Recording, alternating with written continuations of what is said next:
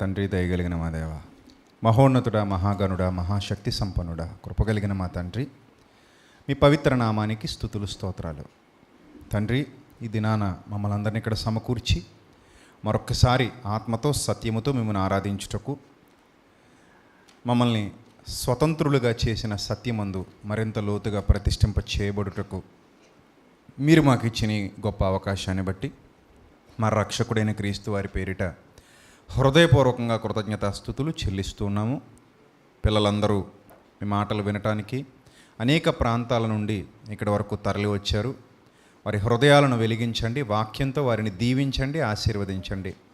వారి కుటుంబాలను మీ చలనైన కృపలు భద్రపరిచి భవిష్యత్తులో పూర్ణౌదార్య భాగ్యము గలవారై మిమ్మల్ని సేవించడానికి తగిన వనరులు అందరికీ సమకూర్చమని, అలాగే ఎందరైతే ప్రభువా దూర ప్రాంతాల్లో ఉండి మీ మాటలు వింటున్నారో వారిని కూడా, వారి కుటుంబాలను కూడా జ్ఞాపకం చేసుకోమని, ఘనత, మహిమ, ప్రభావములు మీకే చెల్లిస్తూ మీ ఆత్మ సహాయమును మీ దాసుడిగా అర్థిస్తూ క్రీస్తు నామంలో ఈ ప్రార్థన మనవులు సమర్పించుకొనిచున్నాం మా కన్న తండ్రి, ఆమెన్. ప్రియమైన దేవుని పిల్లలరా, ఇండిపెండెన్స్ అనేది చాలా గొప్ప పదం. ఈరోజు మన భారతదేశానికి ఇండిపెండెన్స్ డే కనుక, స్వతంత్ర దినోత్సవం కనుక దాదాపుగా మీరు ఎక్స్పెక్ట్ చేస్తారు ఈరోజు అందరూ ఇలాంటి ప్రసంగాలే చేస్తారు. దాదాపు చర్చెస్ అన్నిట్లోనూ, లేకపోతే బయట ఎవరైనా ఇతర మతాల్లో బాబాలు కానివ్వండి, లేకపోతే మసీదుల్లో కానివ్వండి, చాలా చోట్ల ఈరోజు ఇండిపెండెన్స్ గురించి మాట్లాడతారు. ఇక్కడ మీరు గమనించవలసినటువంటి విషయం ఏంటంటే, ఈరోజు ఆగస్ట్ 15 ఒక్క ఇండియా మాత్రమే ఇండిపెండెన్స్ డే జరుపుకోవట్లేదు. ఈరోజు మరో 3 దేశాల్లో కూడా ఇండిపెండెన్స్ డే జరుగుతుంది. నెంబర్ 1 దక్షిణ కొరియా, జపాన్ నుంచి స్వతంత్రాన్ని పొందింది. అలాగే బహ్రెయిన్ బ్రిటన్ నుంచి స్వతంత్రాన్ని పొందింది. అలాగే కాంగో ఫ్రాన్స్ నుంచి స్వతంత్రాన్ని పొందింది. సంవత్సరాలు వేరైనప్పటికీ ఆగస్ట్ 15నే అవి ఇండిపెండెన్స్ డే జరుపుకుంటున్నాయి. భారతదేశంతో పాటుగా అదే డేట్లో ఇండిపెండెన్స్ డే జరుపుకుంటున్నటువంటి మరికొన్ని దేశాలు. ఎందుకు ఇలాంటి పరిస్థితి అంటే, పూర్వకాలం నుండి కూడా బానిస వ్యవస్థ అనేది ప్రపంచంలో ఉంది. నాట్ ఓన్లీ ఇండియా, ప్రపంచంలో బానిస వ్యవస్థ అనేది ఉంది. అంటే బలవంతుడు బలహీనుణ్ణి వశపరుచుకోవడం, లోబరుచుకోవడం. మీరు ఏ కులం, ఏ మతం, ఏ జాతి, ఏ దేశం ఏం కాదు, ఇంకా ఫైనల్గా చూస్తే మిగిలేది ఒకటే, బలం, బలహీనత, అంతే. బలవంతుడిదే రాజ్యం, బలహీనుడికి ఎప్పుడు బానిసత్వం. అందుకే బలవంతులు మెల్లిగా బలహీనుల్ని తమ వశం చేసుకుని వాళ్ళ మీద పరిపాలన కొనసాగించడం ప్రాచీన కాలం నుండి కూడా, రాజుల కాలం నుంచి కూడా కామన్. నిజాం నవాబుల పరిపాలన నుంచి తెలంగాణ రాష్ట్రం 1948లో విడుదల పొందింది. అంటే 1947 తర్వాత. అప్పటి వరకు నిజాం నవాబులు తెలంగాణని చాలా దారుణంగా బాధించేశారు, అమాయకుల్ని, బలహీనుల్ని. సో ఇలాంటి చరిత్రలు మనం ప్రపంచవ్యాప్తంగా హిస్టారికల్గా చూస్తే చాలా ఉన్నాయి, ఒకటి కాదు, 2 కాదు. ఈరోజు మనం ఇండిపెండెన్స్ డే జరుపుకుంటున్నాం. Happy independence day. చాలామందికి ఇండిపెండెన్స్ అంటే అర్థం కూడా తెలియదు. ఇండిపెండెన్స్ అంటే అర్థం తెలియదు. విచిత్రం ఏంటంటే, నాకు అప్పుడప్పుడు నవ్వు వస్తుంటుంది. ఫేస్బుక్లో కానీ వాట్సాప్లో కానీ ఇండిపెండెన్స్ డే పోస్టులు పెడుతున్న చాలామంది, లేకపోతే ఇండిపెండెన్స్ డే గురించి మాట్లాడుతున్న వాళ్ళు డిపెండెంట్లుగా బతుకుతూ ఇండిపెండెన్స్ డే శుభాకాంక్షలు చెప్తారు. నాకు చాలా నవ్వు వస్తుంది. You are not a independent, you are a dependent. చాలామంది డిపెండెంట్లే, బట్ వాళ్ళు ఏమని ఫీల్ అవుతారంటే, ఐఎమ్ ఎన్ ఇండిపెండెంట్ అంటారు. ఇండిపెండెన్స్ అనేది ఒక్క బ్రిటిష్ వాడు వెళ్ళిపోతేనే వచ్చేసింది అనుకుంటే కాదు. ఇంకా చాలా విషయాల్లో మనకు కావాల్సింది ఏంటి? ఇండిపెండెన్స్ కావాలి. జైల్లో ఖైదీ ఉన్నాడు, వాడికి ఇండిపెండెన్స్ లేదు. వాడు ఎప్పుడు జైలు నుంచి బయటకు వస్తే అప్పుడే ఇండిపెండెన్స్ డే జైల్లో ఖైదీకి. సంవత్సరాలుగా ఒక క్రూరుడైన భర్త చేతి కింద మగ్గిపోతున్న ఎవరో ఒక అక్క, ఎవరో ఒక చెల్లెమ్మ ఉంటుంది. ఆవిడకి ఇండిపెండెన్స్ లేదు. ఆడెవడో వస్తాడు, పనికిమాలుడు, తాగేసి వస్తాడు, కొడతాడు, దెబ్బలకు రెడీగా ఉండాలి. ఇష్టం లేకపోయినా వంట చేయాలి, ఒంట్లో బాగోకపోయినా లేవాలి, జ్వరం అయినా తప్పదు, వాడికి మంచం మీద సుఖాన్ని పంచాలి. వాడికి క్రూరుడు, శాడిస్ట్. ఈవిడికి ఇండిపెండెన్స్ ఉందా? లేదు. కానీ మన భారతదేశంలో ఇండిపెండెన్స్ డే జరుపుకుంటున్నప్పుడు ఆవిడకి కూడా హ్యాపీ ఇండిపెండెన్స్ డే చెల్లెమ్మా అంటారు. ఎవరో ఒక అమ్మాయి కాలేజీకి వెళ్ళిపోతూ ఉంటుంది, దారిలో ఈవి టీచింగ్ జరుగుతూ ఉంటుంది, చాలామంది అమ్మాయిని ఏడిపిస్తూ ఉంటారు. ఆ బాధలన్నీ అమ్మాయి భరించాలి. ఎవరితో చెప్పుకోలేదు, చెప్పుకుందామంటే అవకాశం లేదు. ఇంటికి వెళ్ళి చెప్పుకుంటే కాలేజీ మానిపించేస్తారేమో, ఆ చదువు ఊడిపోద్దని భయం. వాడిని గెలవగలిగే శక్తి లేదు. వాడు వస్తాడు, టచ్ చేస్తుంటాడు, ముద్దు పెట్టుకుంటాడు, గిల్లుతాడు, కొడతాడు, ఏదైనా చేస్తుంటాడు. అవన్నీ భరించుకుంటూ భయంగా ఒక అమ్మాయి బతుకుతున్న అమ్మాయికి ఇండిపెండెన్స్ ఉందా? లేదు. ఎవడో నీకు 1 లక్ష రూపాయలు 10 లక్షలు అప్పు ఇచ్చాడు, వాడి దగ్గర నిన్ను పనికి పెట్టుకున్నాడు, వాడు చెప్పిన చాకిరి అంతా నీ చేయించుకుంటాడు. ఆ 10 లక్షల రూపాయలు అప్పు కట్టి వెళ్ళమంటాడు. అప్పు కట్టకపోతే ఇక్కడే జావమంటాడు, లేదా తీసుకెళ్ళి పోలీస్ స్టేషన్లో పెడతాడు, లేకపోతే ఇంకో చోట పెడతాడు. There is no independence. ఎవరో ఒక గయ్యాళి భార్య ఉంటుంది, మొగుడిని పట్టుకుని వేధిస్తూ ఉంటుంది, రకరకాల వేదనలకు గురి చేస్తారు. ఆ వేదనలు భయంకరమైనవి. 498 కేసులు పెడతారు, అత్తమామల మీద కేసులు పెడతారు, ఆడపడుచుల మీద కేసులు పెడతారు, 30 లక్షలు 40 లక్షలు కావాలని కోర్టులకు తీసుకెళ్తారు. రోజు కోర్టుల చుట్టూ తిప్పుతుంటారు. కొట్టకపోయినా కొట్టాడంటారు, తిట్టకపోయినా తిట్టాడంటారు, పెద్దల దగ్గర కన్నీళ్ళు పెట్టుకుని ఉంటారు. యువతలోకి చచ్చిపోవాలనిపిస్తే చచ్చిపోలేడు. వాడికి ఇండిపెండెన్స్ ఉందా అంటే నో ఇండిపెండెన్స్. పిల్లలు ఉంటారు, క్రూరులైన టీచర్లు ఉంటారు, వాళ్ళకి ఏం చేయాలో అర్థం కాదు. వీళ్ళకి ఏదో బర్డెన్గా హోంవర్క్ ఇచ్చేస్తారు, వీడికి ఏదో పడదు, లోపలికి వెళ్తాడు, కొడతాడు, తిడతాడు, రకరకాలుగా హింసలకు గురి చేస్తూ ఉంటాడు. ఎవడో క్రూరుడైన టీచర్ ఉంటాడు, అమ్మాయిని ఒప్పుకోదు, అమ్మాయిని బాధ పెడుతుంటాడు, బలవంత పెడతా ఉంటాడు, ఇంటి దగ్గర చెప్పేస్తే ఎలా చేస్తా అలా చేస్తా అని బెదిరిస్తూ ఉంటాడు, మార్కులు తగ్గించేస్తుంటాడు. ఇలాంటి దౌర్భాగ్యాలు ఉన్నప్పుడు ఇండిపెండెన్స్ ఉందా? ఇండిపెండెన్స్ లేదు. మీ అందరినీ బాగా చూసుకుంటాం, మీ అమూల్యమైన ఓటు మాకే వేయండి, మీకోసం అవసరమైతే ప్రాణం ఇస్తాం, చచ్చిపోయేంత వరకు మీ పక్షాన నిలబడతామని చెప్పి అబద్ధాలు చెప్పి గద్దెనెక్కేస్తారు. రేపు పొద్దున్న అక్కడికి వెళ్తే మనల్నే కొడతారు, మన ఆస్తులే దోచుకుంటారు, మన డబ్బే దోచేసుకుంటారు, మనల్నే పోలీస్ స్టేషన్లో పెట్టించేస్తారు, మన మీదే అక్రమ కేసులు పెట్టించేస్తారు, మన ఆస్తులే ధ్వంసం చేసేస్తుంటారు. వీళ్ళందరూ మన మీద ఉన్నటువంటి నాయకులు కదా. ఉందా మనకి ఇండిపెండెన్స్? ప్రజాస్వామ్య పరిపాలన 5 ఏళ్ళు భరించాలి. ఓటేసేసాం, 5 ఏళ్ళు భరించాలి. ఈ నాకు వద్దండి మంచోడు అనుకుని ఓటేసానండి, ఇప్పుడు నాకు వద్దండి మార్చేయండి అంటే నో. రీకాల్ రైట్ అనే యాక్ట్ ఇప్పటివరకు రానివ్వలేదు దాన్ని. ఎందుకు రానివ్వలేదంటే 5 ఏళ్ళ కోసం మేము ఇంత ఖర్చు చేసి ఎక్కిన తర్వాత నువ్వు 3 ఏళ్ళకో 2 ఏళ్ళకో నన్ను దింపేస్తానంటే నేను ఒప్పుకుంటానా అంటాడు వాడు. డైరెక్ట్గా పబ్లిక్ స్టేట్మెంట్లు ఇచ్చేస్తున్నారు మన ప్రజాప్రతినిధులు. ఏమనంటే మీది మీరు తినండి, మాది మేము తింటాం, మేము వచ్చిందే వ్యాపారం, ఇది ఒక బిజినెస్. రాజకీయం అంటే ఇట్స్ ఏ బిజినెస్. సో మా బిజినెస్ మాది, మీ బిజినెస్ మీది. మీకు ఓటు అడగడానికి వచ్చినప్పుడు మీ మందు బుడ్డి, పులిహోర పొట్లం, పలావ్ పొట్లం, మీ 500 రూపాయల కాగితం మీ చేతిలో పడ్డా లేదా మీరు చూసుకోండి, మీ చావు మీరు చావండి, తర్వాత మా బ్రతుకు మాదే. No independence. ఇండిపెండెన్స్ అంటే స్వేచ్ఛ, స్వతంత్రము, స్వేచ్ఛ. ఈ పదం మనకి ఎక్కడ పరిచయం అయింది అంటే బ్రిటిషోడు కొన్ని సంవత్సరాల పాటు మన భారతదేశాన్ని ఆక్రమించుకుని, ఇదేం మనకేం కొత్త కాదు. మొఘలుల పరిపాలన చూసాం, అరబ్బుల పరిపాలన చూసాం, అంతకుముందు మన దేశంలోనే క్రూరులైన రాజుల పరిపాలన చూసాం. ఎంతోమంది సామంత రాజులు ప్రతి భాగాన్ని విభజించేసుకుని పాటలీపుత్రం అని, అవంతి అని, విజయనగర మహాసామ్రాజ్యం అని, కాకతీయ సామ్రాజ్యం అని, 1 కాదు 2గా చాలా సామ్రాజ్యాలుగా, అఖండ భారతదేశం కాదు మనది, చాలా సామ్రాజ్యాలు విభజించుకుని పరిపాలిస్తూ ఎవరి దేశం వాళ్ళది, ఒక దేశం మీద ఒక దేశం యుద్ధం, ఇంకో దేశం మీద ఇంకో దేశం యుద్ధం చేసుకునేది. అలా పరిపాలన చూస్తూ కొన్నాళ్ళకి బ్రిటిష్ వాడు వచ్చాడు, ఆక్రమించుకున్నాడు. 1947లో మౌంట్ బాటన్ లాస్ట్ జనరల్ అనుకుంటాను, ఆయన ఇచ్చేశాడు స్వతంత్రాన్ని. మనకే కాదు, ప్రపంచంలో చాలా దేశాల్ని బ్రిటిషర్స్ పరిపాలించారు. హాంకాంగ్ అనుకుంటాను, మాకు స్వతంత్రం వద్దు బాబు మమ్మల్ని వదిలి మీరు వెళ్ళొద్దు, ఇంకొన్ని సంవత్సరాల పాటు మమ్మల్ని మీరే పరిపాలించండి అని అడిగారు. ఎవరిని? ఇదే బ్రిటిషర్స్ని. ఎందుకు?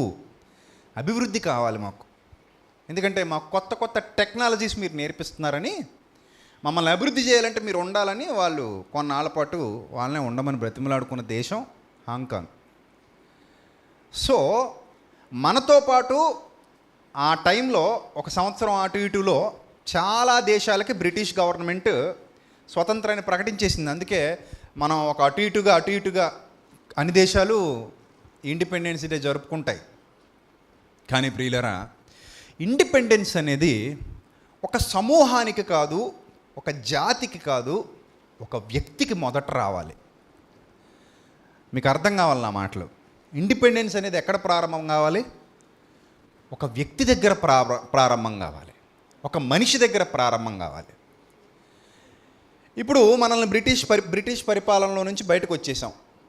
బ్రిటిష్ పరిపాలన నుంచి బయటకు వచ్చిన తర్వాత మన దేశం అభివృద్ధి చెందాలా? అంతకుముందు వాళ్ళు చాలా డబ్బు కొల్లగొట్టేశారు మన దగ్గర ఉన్న చాలా ధనాన్ని దోచుకుపోయారు. అందులో మంచోళ్ళు ఉన్నారు, చెడ్డోళ్ళు ఉన్నారు. మనుషులు అన్నాక మంచి ఉంటుంది, చెడ్డ ఉంటుంది. విలియం కేరీ లాంటి మంచి మహానుభావులు ఉన్నారు. అదిగో మనం రోజు చూస్తున్నటువంటి సర్ ఆర్థర్ కాటన్ గారు, ఆయన కూడా బ్రిటిష్ ఆరాయ్. ఇలా ఎందరో ఉన్నారు, చాలా మంచి గొప్ప గొప్ప వ్యక్తులు ఉన్నారు. జనరల్ డయ్యర్ లాంటి నీచులు కూడా ఉన్నారు, క్రూరులు. జలియన్ వాలాబాగ్ సంఘటన మనకు తెలియంది కాదు, హిస్టరీలో మనం చదువుకున్నాం. సో ఎంతోమందిని అత్యంత పాశవికంగా, కిరాతకంగా చంపేశారు కదా. సో మంచి చెడ్డ రెండు ఉన్నాయి. సరే, వాళ్ళు పోయారు, మనకి ఇండిపెండెన్స్ ప్రకటించేశారు, మిమ్మల్ని మీరే పరిపాలించుకోండి, మేము పోతున్నామని పోయారు. ఇన్నాళ్ళు మా పరిపాలన క్రింద ఉన్నారు భారతీయులారా, మిమ్మల్ని మీరు పరిపాలించుకోండి, మేము వెళ్ళిపోతున్నాం, మీరు హ్యాపీగా ఉండండి, ఈసారి మీకు మీరే అభివృద్ధి చేసేసుకోండి అని చెప్పి వెళ్ళిపోయారు. ఏం జరిగింది అభివృద్ధి? మనకి 1947 నుంచి నేటి వరకు మన భారతదేశ అభివృద్ధి స్థాయి ఎంత, మన అభివృద్ధి శాతం ఎంత అని ఆలోచిస్తే మన దేశాన్ని దారిద్ర్య రేఖకు దిగువనే ఉంచారు తప్ప కొంచెం పైకి ఎగబాకేలా చేశారా మన నాయకులంటే ఒక్క దొంగ నాయకుడు కూడా చేయలేదు. ఎందుకు చేయలేదంటే ఇక్కడున్న ధనాన్ని తీసుకెళ్ళి మళ్ళీ విదేశాలకే అప్పగించారు కదా. స్విస్ బ్యాంక్ అంటే ఏంటది? ఈరోజు స్విట్జర్లాండ్ అంత అభివృద్ధి చెందిందంటే, అంత అందంగా, అంత హ్యాపీగా వాళ్ళు బతుకుతున్నారంటే, ఇప్పుడు నీ డబ్బు నా దగ్గర దాచుకున్నావు, నేను డెవలప్ అవుతాను అవునా? రొటేషన్ చేసుకుంటాను హ్యాపీగా. నువ్వు చచ్చావు, ఆ డబ్బు ఎవరిది ఇప్పుడు? నాదే కదా. సో అంటే మన దేశభక్తి ఏ స్థాయిలో ఉందో చూడండి. వీళ్ళు మళ్ళీ దేశభక్తి గురించి మాట్లాడతారు. ఇంక ఈ మధ్య కాలంలో వస్తున్నటువంటి దౌర్భాగ్యమైనటువంటి విషయం ఏంటంటే, ఈ దేశం మాదని ఒక మతం వాళ్ళు వస్తున్నారు. మతానికి దేశానికి అసలు సంబంధమే లేదు. దేశం మన అందరిది. ఈ దేశం ముస్లింలది, ఈ దేశం క్రైస్తవులది, ఈ దేశం హిందువులది, ఈ దేశం జైనులది, ఈ దేశం బౌద్ధులది, ఈ దేశం సిక్కులది, ఈ దేశం ఏ దేవుణ్ణి నమ్మకపోయినా ఈ దేశంలో పుట్టినోడిది. ఆమె రైట్? 100% రైట్. నువ్వు ఈ దేశంలో జన్మిస్తే చాలు, నువ్వు ఏ మతానికి చెందకపోయినా మరి నువ్వు అవసరమైతే ఈరోజు ఒక మతంలో ఉంటావు, రేపు పొద్దున్న దేవుడే లేడంటే అనొచ్చు. నువ్వు అన్నవాళ్ళు లేరా? ఉన్నారు. కొందరు దేవుని నమ్ముతారు, ఆస్తికులు, కొందరు దేవుని నమ్మరు, నాస్తికులు, whatever it may be. నువ్వు దేవుని నమ్మినా, నువ్వు దేవుని నమ్మకపోయినా, I'm an Indian, we are all Indians because మనందరం ఇక్కడ బ్రతుకుతున్నాం, మనందరం ఇక్కడ పుట్టాం. we born and brought up in this country. So మనం ఎక్కడి వారం కనుక, ఎక్కడే జన్మించాం కనుక, ఎక్కడి ప్రజలము కనుక మన ఈ దేశస్థులం. ఇక్కడ పౌరసత్వం మనకు ఉంది. మతాన్ని బట్టి మనకు పౌరసత్వం రాలేదు. మతం అనేది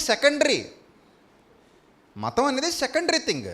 ఎవడు ఏ మతంలోకైనా వెళ్ళిపోతాడు, ఎవడు ఏ మతాన్నైనా స్వీకరిస్తాడు. కొందరు పబ్లిక్గా చెప్తారు, కొందరు పర్సనల్గా మనసులోనే దాచుకుంటారు. ఇప్పుడు చాలామంది విశ్వాసులు ఉంటారు, కొందరు సీక్రెట్గానే విశ్వాసులు, కొందరు బయట పడతారు, కొందరు బయట పడరు.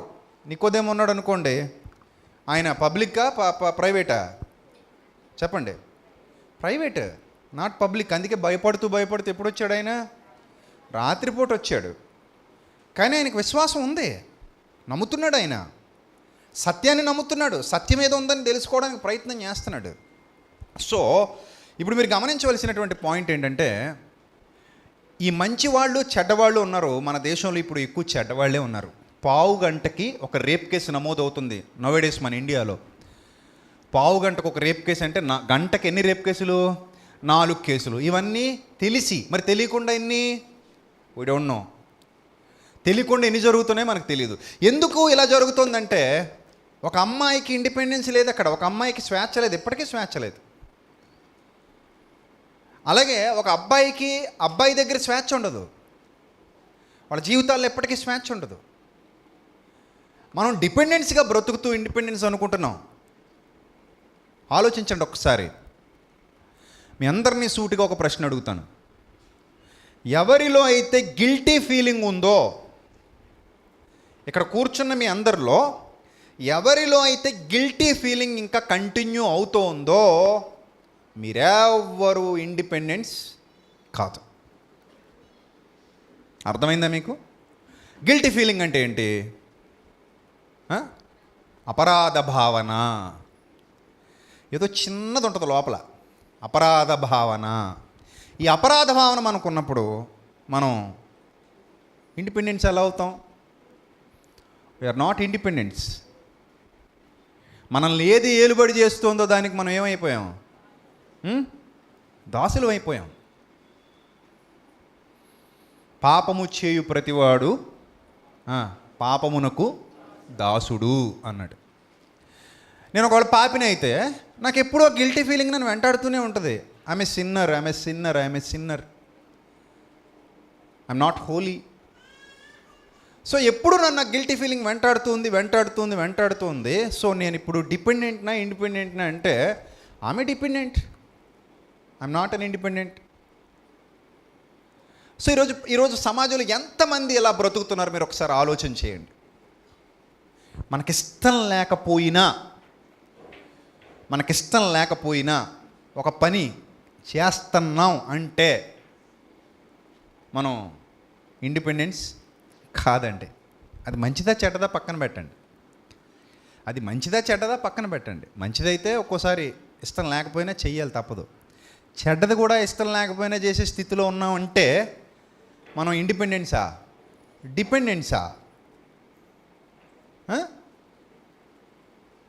ఈరోజు మన భారతదేశం గురించి మాట్లాడుతూ, భారతదేశంలో పలానా వాళ్ళు స్వతంత్ర సమరయోధులని పాత చరిత్రలు ఇంకా చెప్పుకుంటున్నాం మనం. ఆ టైంలో వాళ్ళు మహానుభావులు చేశారు, చచ్చిపోయారు, వెళ్ళిపోయారు, వాళ్ళ తరం ముగిసిపోయింది. రేపొద్దున మన తరం ముగిసిపోద్ది.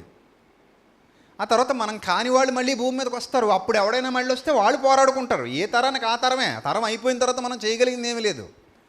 నువ్వేదో ఒక ఎకరం పొలం కొన్నావు, నీ కొడుకు దాన్ని నిలబెట్టవచ్చు, లేకపోతే అమ్మేసి అడుక్కు తింటూ పోవచ్చు. నువ్వు ఏం చేయలేవు. మనం ఏదో మన ఎక్స్పెక్టేషన్స్ మనకు ఉంటాయి. ఏదో మన పిల్లలు ఉంటారు, 4 రూపాయలు తింటారు, ఏదో 4 రూపాయలు సంపాదించుకుంటే నా తదనంతరం నా కూతురు బాగానే బతుకుతుంది, నా కొడుకు బాగా బతుకుతాడు నువ్వు అనుకోవచ్చు. కానీ వాళ్ళు నిలబెట్టరో మనకు తెలియదు. అలాగే 1947లో ఉండి కష్టపడి విజయం సాధించిన మహానుభావులు మనకు మంచి స్వేచ్ఛను ఇచ్చారు. వాళ్ళు మాత్రమే కాదు, మీ అమ్మా నాన్నలు కూడా ఈరోజు నువ్వు హాయిగా అన్నం తినగలిగే పరిస్థితి మీ అమ్మా నాన్నలు కల్పించారు అంటే, ఒకవేళ వాళ్ళు తప్పు పనులు చేసి అడుక్కు తినే పరిస్థితికి వెళ్ళిపోతే ఈరోజు నువ్వు కూడా ఏం చేయాలి? అడుక్కు తినాలి కదా. ఈరోజు నీకు ఒక ఇల్లు నిలబెట్టారంటే మరి అమ్మా నాన్న నీకేమి ఇచ్చినట్టు? స్వతంత్రం ఇచ్చినట్టే కదా. ఈరోజు నువ్వు సైకిల్ మీద తిరగలుగుతున్నావంటే ఆ స్వతంత్రం ఎక్కడది? మీ అమ్మా నాన్న ఇచ్చిందే కదా. ఈరోజు బండి మీద తిరగలుగుతున్నావంటే మీ అమ్మా నాన్న ఇచ్చారు. నీ కాళ్ళ మీద నువ్వు నిలబడగలిగి బతుకుతున్నావంటే నీకు ఆ స్వతంత్రం ఇచ్చారు వాళ్ళు. అలా ఈ భూమి మీద మనం బ్రతుకుతున్నంత కాలం కూడా ఎవరో ఒకరు మనకు ఉపయోగపడుతూనే ఉంటారు. అలా మహానుభావులు, స్వతంత్ర సమరయోధులు మన భారతదేశానికి ఉపయోగపడి వెళ్ళిపోయిన తర్వాత ఏంటి పరిస్థితి అంటే, ఎప్పటికీ మన భారతదేశంలో దోపిడీ, హత్యలు, నేరాలు, ఈవ్ టీజింగ్లు, కొంతమంది అమ్మాయిల అవయవాలు కోసేస్తున్నారు. ఏం చేయాలి ఇప్పుడు? పోనీ వాడు కోరిక తీర్చుకుని అమ్మాయిని వదిలేశాడంటే వదలటలే. వాళ్ళ అవయవాలు కోసేసి వాళ్ళ అవయవాల్లోకి ఆ రాడ్లు ఈ రాడ్లు చొప్పించేసి పేగులు బయటికి లాగేసి మీద కిరసనాయిలు పోసో పెట్రోల్ పోసో కాల్చేసి చిన్నపిల్లల్ని చంపేసి మనం ఇండిపెండెంట్లమా? ఢిల్లీలో రైతులందరూ పిచ్చోళ్ళ మాదిరిగా రాత్రి అనక పగలనక ఏడుస్తూ ఓట్లు వేసిన వాళ్ళే వాళ్ళు. ప్రజాస్వామ్య పరిపాలన వాళ్ళే పాలకులు. రూల్ అయితే మన భారతదేశ నినాదం ఏంటి? ప్రజలే పాలకులు. సో వాళ్ళందరూ రోడ్ల మీద కూర్చుని ఆర్తనాదాలు చేశారు. రైతు కదా, మనం పట్టించుకోలేదు. అదే సినిమా హీరోకి ఏమైనా అయిందంటే మనం కదులుతాం, సినిమా హీరోయిన్కి ఏమైనా అయిందంటే మనం మాట్లాడతాం, మన గొంతు లేస్తుంది. వాళ్ళని ఎవరు పట్టించుకోలేదు. దీనికి కారణం ఏంటి? వాళ్ళు ఇండిపెండెన్సా డిపెండెన్సా ఎవరు చెప్తారు ఇప్పుడు? ఒక ఆడపిల్లని అన్యాయంగా చంపేశారు, చెరిచేశారు, కాల్ చేశారు. ఇప్పుడు వాళ్ళ అమ్మ నాన్న న్యాయం కోసం తిరుగుతున్నారు. ఏంటి న్యాయం? కనీసం రాజ్యాంగాన్ని అనుసరించి చేసినోడికి శిక్ష చేయండి అని. టైం పడుతుంది. It will take some time in this country. ఎందుకంటే అక్కడ వాదనలు జరగాలి, అన్నీ జరగాలి, ఇలా జరగాలి, అలా జరగాలి. ఆ తర్వాత కొనేయచ్చు, అమ్మేయచ్చు, ఏదైనా చేయొచ్చు. ఇక్కడ న్యాయాన్ని కూడా కొనేయచ్చు మనం. సో మరి వాళ్ళు ఇండిపెండెన్సా డిపెండెన్సా? ఒక ఎమ్మెల్యే ఒక లేడీ ఎంఆర్ఓ అని ఎగిరి దాన్నేస్తాడు, అడిగేవాడు ఉండడు. ఒక ఎంపీ ఒక బేదోని జుట్టు పట్టుకుని కొట్టేస్తాడు, అడిగేవాడు ఉండడు. ఒక రాజకీయ నాయకుడు ఒక అమ్మాయిని, ఆ కుటుంబాన్ని కోర్టుకు వెళ్తున్నప్పుడే దారిలో అన్యాయంగా చంపేస్తాడు, యాక్సిడెంట్ కేసు కింద చిత్రీకరిస్తాడు. వీళ్ళు ఏం చేస్తారంటే పార్టీ వాళ్ళు, మనోడు దొరికిపోయాడు డైరెక్ట్గా అని చెప్పి కొన్నాళ్ళు సస్పెండ్ చేసినట్టుగా యాక్టింగ్ చేస్తారు. ఆ తర్వాత ఆ కథ మర్చిపోతారు, ఇంకో కొత్త కథ తీసుకొస్తారు మీడియాలోకి.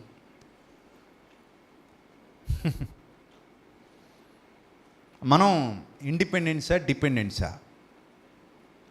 సో దీని అంతటిని బట్టి మనకు ఆలోచిస్తే ఓన్లీ ఒక పాయింట్ అర్థమవుతుంది. ఆ పాయింట్ ఏంటంటే ఇండిపెండెన్స్ అనేది ఎవడికి వాడికి, శరీరాలకు కాదు హృదయాలకు రావాలి. అలా వచ్చినప్పుడే వ్యవస్థ బాగుపడుతుంది. మనిషి ఆలోచనలు పతనావస్థకు వెళ్ళిపోయినంతకాలం మనిషి స్వతంత్రుడు కాడు. దోపిడి వ్యవస్థ, దోచుకోవాలనే ఆలోచన, నీచమైన దృక్పథం, జాలి, దయ, కరుణ ఇలాంటి వాటికి తిలోదకాలు ఇచ్చేయటం, అవి లేకపోవటం, మనిషి మృగంగా మారిపోవటం, మనిషి పైశాచికత్వంతో మారిపోవటం, మనిషి తన స్వార్థం కోసం ఏదైనా చేయటానికి దిగజారిపోవటం, విజ్ఞత వివేకం కోల్పోవటం, ఇవన్నీ ఉన్నప్పుడు ఎక్కడ స్వతంత్రం ఉండదండి. ఎక్కడ ఉండదు. ఏదో మహానుభావులు చెప్పినట్టు అర్ధరాత్రి ఆడది ఒంటరిగా తిరగడం, అర్ధరాత్రి ఆడది కాదు మగోడు కూడా తిరగలేకపోతున్నాడు ఇప్పుడు. అంటే ఆడది తిరిగితే ఒకలా పాడు చేస్తారు, మగవాడు తిరిగితే మరోలా చేస్తారు. నీ దగ్గర డబ్బులు ఉన్నాయా, వాచ్ ఉందా, సెల్ ఫోన్ ఉందా, కొట్టి చంపే తీసేసుకో, అంతే. స్వార్థపరుడు, దోచుకుని వెళ్ళిపోవడం, అంతే. ఇక్కడ ఎంతమంది ఉన్నాం కదండి, మన ఊరు వరకు లెక్కేసుకోండి ఎంతమంది మంచి వాళ్ళు ఉంటారండి. నీ బతుకు నువ్వు బతకరా, నా బతుకు నేను బతుకుతాననే రోజులైవే. ఆ రోజులైవే కాదు. నీ బ్రతుకుని నేనే కొల్లగొట్టేస్తా, అవసరమైతే నిన్ను పునాదిగా వాడుకొని నీ మీద ఎక్కి తొక్కుతా, నీ మీద ఎక్కి నిలబడతా, అంతే కదా. ఎవరి స్వార్థం వాళ్ళదే, ఎవరి దోపిడీ విధానం వాళ్ళదే. ఇప్పుడు మనం పండగ చేసుకోవాలా, ఆలోచనలో పడాలా చెప్పండి?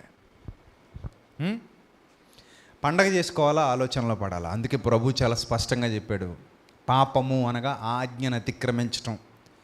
పాపము అనగా ఆజ్ఞాతిక్రమం. ఎవడు పాపమునకు లోనై ఉన్నాడో వాడు పాపానికి దాసుడు. అప్పుడు వాళ్ళు అంటున్నారు, మేము స్వతంత్రులమే కానీ ఎవనికి మేమన్నాడు దాసులము కాదు, మేమందరము అబ్రహాము సంతానము. అంటే ఆయన ఎంత క్లియర్గా చెప్పాడంటే యోహాను సువార్తలో చాలా అద్భుతమైన మాటలు, యేసుక్రీస్తు ప్రభువారు మాట్లాడినటువంటి మాటలు. యోహాను సువార్త 8వ అధ్యాయము, యోహాను సువార్త 8వ అధ్యాయము 31వ వచనం.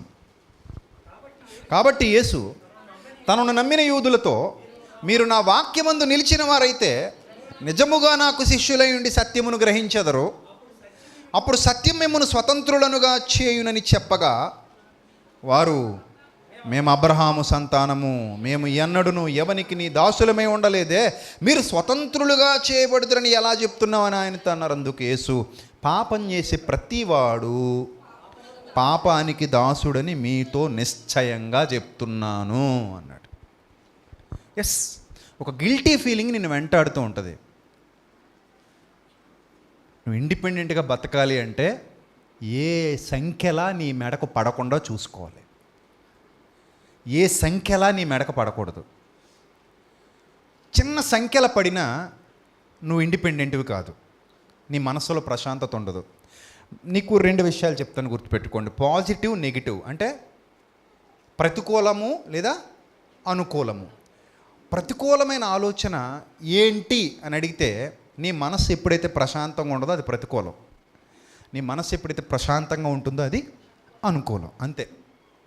ఇప్పుడు నువ్వు పాపం చేసినప్పుడు లేదా పాపపు ఆలోచనలు కలిగి ఉన్నప్పుడు, పాపపు జీవితాన్ని జీవిస్తున్నప్పుడు నీ మనసు ఎప్పుడు ప్రశాంతంగా ఉండదు. ఒక వ్యక్తి దగ్గర కొంత డబ్బు కొట్టే, అతనికి తెలియకుండా కొట్టేసినా, ఎవరో చూడకుండా కొట్టేసినా నువ్వు హ్యాపీగా ఉండలేవు. మనస్సాక్షి అనేది ఒకటి ఉంటుంది, అది లోపల ఉండి నిన్ను వెంటాడుతూ ఉంటుంది. నువ్వు ద్రోహివి, నువ్వు దొంగవి అనేది నీకు ఎప్పటికప్పుడు ఏం చెప్తూ ఉంటుంది? హెచ్చరిక చేస్తూ ఉంటుంది. So you are not an independent, you are a dependent. ఈ ప్రపంచంలో ఎవరు ఒకలా ఉండరు, 5 వేళ్ళు ఒకలా ఉండవు. ఎవరిది వాళ్ళదే, ఎవరి టాలెంట్ వాళ్ళదే, ఎవరి గొప్పతనం వాళ్ళదే. కానీ మనకు అది నచ్చదు. మనం ఎవరినో చూసి అసూయపడిపోతుంటాం, మనం ఎవరినో చూసి కుళ్ళిపోతుంటాం, మనం ఎవరినో చూసి కుట్రతనంతో వ్యవహరిస్తుంటాం. ఇప్పుడు నేను ఒక పర్సన్ని చూసి, అప్పారావుని చూసి కుళ్ళిపోతున్నాను అనుకోండి, నాకంటే అందంగా ఉన్నాడని. ఇప్పుడు నాకు అతని అందం నాకు వస్తుందా? రాదు. అతని పేరు నాకు వస్తుందా? రాదు. అతని గొప్పతనం నాకు వస్తుందా? రాదు. అతను హ్యాపీగా ఆనందిని హాయిగా అరిగించుకుని ప్రశాంతంగా నిద్రపోతుంటాడు. కానీ ఎప్పుడైతే నా మైండ్లో ఈ కుళ్ళుతనం అనేది, అసూయ అనేది లోపలికి పెట్టుకున్నానో, ఆటోమేటిక్గా నాలో ఉన్న ప్రశాంతతను నేనే ఏం చేసుకుంటాను? పాడు చేసుకుంటాను. అంటే నా మంట నేనే వెలిగించుకున్నాను. వ్యభిచారం అంటే పాపాలన్నింటినీ టచ్ చేద్దాం. ఒక వ్యభిచారం మందు ఒక స్త్రీ మునిగిపోయింది అనుకోండి, భర్త ఇంటికి రాగానే ఒక గిల్టీ ఫీలింగ్ ఉంటుందా? ఉండదా?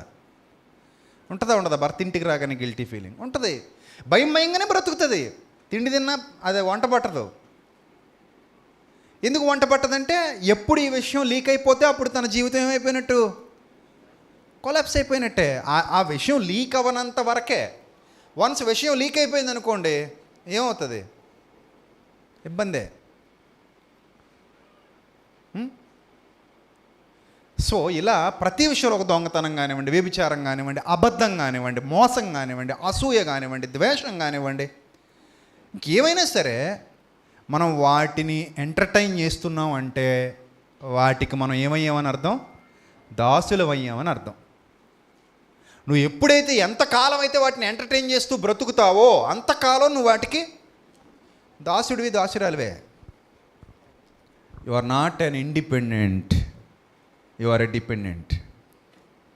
అందుకే ప్రభు అన్నాడు, అరే నాయన, సత్యం అనేది ఒకటి ఉందరా, సత్యం. ఆ సత్యాన్ని గట్టిగా పట్టుకోండి. అదే గాంధీ మహాత్ముడు చెప్పాడు, సత్యమేవ జయతే అని. సత్యాన్ని గట్టిగా పట్టుకోండి. సత్యాన్ని మీరు ఎప్పుడైతే గట్టిగా పట్టుకుంటారో ఆ సత్యమే మిమ్మల్ని ఏం చేస్తుంది? స్వతంత్రులుగా చేస్తుంది. ఎప్పుడైతే ఒక వ్యక్తి ఇండిపెండెంట్గా మారతాడో వ్యవస్థ ఇండిపెండెంట్గా మారుతుంది. ఏమంటే, ఒక్క ప్రధానమంత్రి మంచోడు అనుకోండి, దేశం బాగుపడదండి. మంత్రివర్గంలో ఉన్న వాళ్ళందరూ ఏమవ్వాలి? మంచోళ్ళు అవ్వాలి. వాళ్ళెవ్వరు ఏమంటే అసలు స్వార్థమే లేని రాజకీయ నాయకులుగా అందరూ మారిపోయారు అనుకోండి, మన దేశం ఎలా ఉంటుంది చెప్పండి? ఎలా ఉంటుందంటే, అప్పుడు నేను అంటాను, స్వార్థమే లేని నాయకులు రావాలంటే స్వార్థమే లేని ఓటర్లు కూడా ఉండాలి.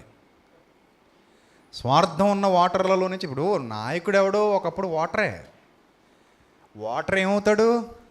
నాయకుడు అవుతాడు. ఇప్పుడు మనందరం నాయకులు అయిపోవచ్చు, మనకు అవకాశం ఉంది. నువ్వు పోటీ చేయొచ్చు, ఓట్లు వస్తాయా రావా, గెలుస్తావా గెలవా అనేది పక్కన పెట్టి, కానీ నువ్వు నామినేషన్ ఇవ్వచ్చు, ఎక్కడైనా నువ్వు నామినేషన్ ఇవ్వచ్చు. ఇప్పుడు స్వార్థమే లేని నాయకులు ఉంటే దేశం బాగుంటుంది. మరి స్వార్థమే లేని ఓటర్లు ఉండొద్దా? మనం ఇన్ని కబుర్లు చెప్తాం, ఎలక్షన్ వచ్చిన తర్వాత 500 ఇచ్చేసరికి మా అమ్మమ్మకి ఇవ్వలేదే అంటాం. మా ఇంట్లో 3 ఉన్నారని ఎవరు చెప్పారు? 6 కదా, చూడలేదా సరిగ్గా అని. మీ తాత చచ్చిపోడు, ఎక్కడ చచ్చిపోడు? అదిగో మంచం మీద కొట్టుకుంటున్నాడు కదా, కొట్టుకుంటే ఇవ్వా? అవసరమైతే ఆటోలో తీసుకొచ్చి ఏంచి తీసుకెళ్ళిపోతాం, ఊపిరి ఉన్నా లేకపోయినా అనవసరం. మా వెయ్యి మాకు ఇచ్చే, మా వెండి రూపేది, మా పొట్టు సీరేది, మా సేవండి గిన్నెది. మనం ఏమంటాం మళ్ళీ పైపెచ్చి రోడ్లు బాగోలేదండి, రోడ్లు గుంతలండి, ఈ పరిపాలన అసలు బాగోలేదండి. నువ్వు బాగున్నావా దౌర్భాగ్యుడా? నువ్వు బాగున్నావా? ఎప్పుడైనా నీ ఇంటికి డబ్బులు పట్టుకొస్తే నాకు వద్దు, మా ఓట్లు అమ్ముకోం, పట్టుకెళ్ళిపోని ఎప్పుడైనా ధైర్యంగా చెప్పగలిగావా? చెప్పావా? చెప్పు. నేను అలా చెప్పినందుకే నన్ను పార్టీకి అంటగట్టేశారు దౌర్భాగ్యులు, బ్రిడ్జ్ పడగొట్టేశారు. నేను ఏ పార్టీ కాదురా బాబు, నా పార్టీ ఎప్పుడో మారిపోయినా అవన్నీ వదిలేశాను రా బాబు అన్న నమ్మరే. ఆ దిక్మాలనోడితోనే మాట్లాడాను, అరే బాబు నాయనా నేను కాదు, నాకు సంబంధం లేదు, నేను మీ పార్టీ కాదు, వాళ్ళ పార్టీ కాదు, నేను ఎవడి పార్టీ కాదురా బాబు అంటే, లేదు నువ్వు ఆ పార్టీయే అన్నాడు. సరే నీ సావు నువ్వు చావు అనుకున్నాను అంతే.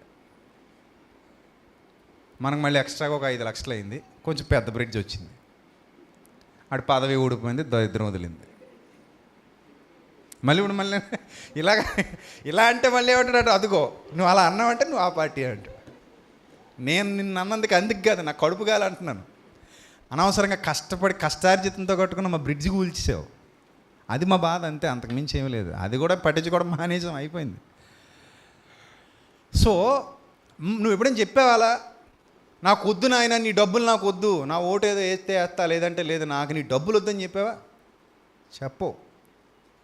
1000 అనగానే మనసు 1000 అంటే 10 ఓట్లు ఉన్నాయి మన ఇంట్లో, 10,000 వస్తే పరుపు కొనుక్కుందాం. మనోళ్ళే చెప్తారు, అన్నయ్య నేను ఏసీ కొనుక్కున్నాను అన్నయ్య, నేనేమో అది కొనుక్కున్నాను అన్నయ్య, నేనేమో ఇది కొనుక్కున్నాను అన్నయ్య అంటారు. అంటే యాక్చువల్లీ మనం తీసుకున్నా తీసుకోకపోయినా ఆడే గెలుస్తాడు కదా, ఇంకా ఆ డబ్బు ఏదో తీసుకుని ఏదో మంచి పని చేద్దామని కొందరు ఆలోచిస్తున్నారు. ఇప్పుడు మనం తీసుకున్నా తీసుకోకపోయినా ఊరిగేదేముంది, మనం ఎలాగే ఉండాలి, సర్లే అది తీసేసుకుని ఏ లేని వాళ్ళకో ఇద్దాం, బట్టలు కొనిద్దామని కొందరు ఆలోచిస్తున్నారు. సరే ఇంకేం చేస్తాం మరి, సచ్చినోడి పెళ్ళికి వచ్చిందే కట్నం, మనం చేయగలిగింది ఏమి లేదు, ఇంకా అయిపోయింది. కానీ వ్యవస్థలో నిజంగా మీరు ఆలోచన చేయండి, మనం స్వతంత్రులని ఎవరండి చెప్తున్నారు? బయట నుంచి స్వతంత్రం వచ్చింది, ఓకే, మరి లోపల ఏది స్వతంత్రం? లోపలంటే దేశంలో ఏది స్వతంత్రం? దేశంలో స్వతంత్రం లేదు. ఏమంటే ఒక కుటుంబాన్ని నగ్నంగా రోడ్డు మీద నిలబెట్టేసిన వీడియోలు చూసాం మనం. ఒక తల్లి బోసి మొలతో తన బిడ్డను ఎత్తుకుంది, అది చూసామా చూడలేదా? మనం చూసాం. పోలీసులు కొడుతుంటే ఇలాంటి గొప్ప చరిత్ర కనబడుతోంది మన దేశంలో. మనకు కూడా పోస్టులు పెట్టాలన్నా, గొడవ చేయాలన్నా పర్సన్ బాగుండాలి. సుశాంత్ సింగ్ రాజ్పుత్ చచ్చిపోయిన రోజు దాదాపు 400-500 మంది ఆత్మహత్య చేసుకుని చచ్చిపోయారు ఇదే దేశంలో. కానీ వాళ్ళలో ఎవడ పోస్ట్ అయినా ఫేస్బుక్లో తిరిగిందా? హ్యాష్ట్యాగ్ ఎవరికి? సుశాంత్ సింగ్ రాజ్పుత్కి. మరి మిగిలిన వాళ్ళందరూ ఏమైపోయారు? వాళ్ళ ప్రాణాలు మన దృష్టిలో ప్రాణాలు కాదు. మన దృష్టిలో ప్రాణం ఎవరిదంటే సుశాంత్ సింగ్ రాజ్పుత్ది. మనుషులందరూ ఇంతే, ఎప్పుడు ఏదో కుళ్ళుతోనే బతుకుతుంటాడు. కుళ్ళు. ఫేస్బుక్లో ఎవడైనా కొంచెం అందమైన పోస్ట్ పెట్టాడు అనుకోండి, లైక్ కొడతావు, కానీ మనసులో మాత్రం అనుకుంటా అది రెండో క్యారెక్టర్ అది. నిజం, ప్రతిోడు 2 సిమ్లు మెయింటైన్ చేస్తున్నాడు ఈరోజు. అందరికీ అదే జబ్బు. నెపోటిజం అంటే ఏంటి? వాళ్ళ బాబు హీరో, ఆ కొడుకుని హీరో చేసుకుంటాడే. నీ కొడుకుని ఇల్లు ఇవ్వా? నువ్వు ఇవ్వనంటే చెప్పు. ఇక్కడ ఎవడో నా కొడుకున ఇల్లు ఇవ్వనంటాడు చెప్పండి. అందరూ మీ కొడుకులకి మీ ఇల్లు ఇచ్చేస్తారు. ఇక చిరంజీవి కొడుకు హీరో అవ్వకూడదా? మనం ఎవరండి అడగడానికి? మన ఏడుపు చూడండి, చూడండి వాళ్ళు ఎదగనివ్వరండి. వాళ్ళు నువ్వు వెళ్ళైతే వాళ్ళు ఎదగనివ్వరు, తొక్కేస్తారు. సుశాంత్ సింగ్ రాజ్పుత్ని తొక్కేశారు. ఎవరు తొక్కేశారు? సల్మాన్ ఖాన్ తొక్కేశాడు, అక్షయ్ కుమార్ తొక్కేశాడు, ఇంకొకటి తొక్కేశాడు. మనకి ఎందుకండి? ఎవడు తొక్కడు? నువ్వు తొక్కవా? కుదిరితే నువ్వు తొక్కుతావు. ఏదో మన పిల్లలకు మనం ఆస్తులు ఇవ్వలేనట్టు, మన పిల్లల్ని మనం ప్రేమించలేనట్టు, మన ఇంట్లో వాళ్ళకి మనం ఏం చేయలేనట్టు, మనమే సమాజం గురించి ఎక్కువ ఆలోచించేస్తున్నట్టు బిల్డప్లో పోస్టులు బాగా పెడతాం.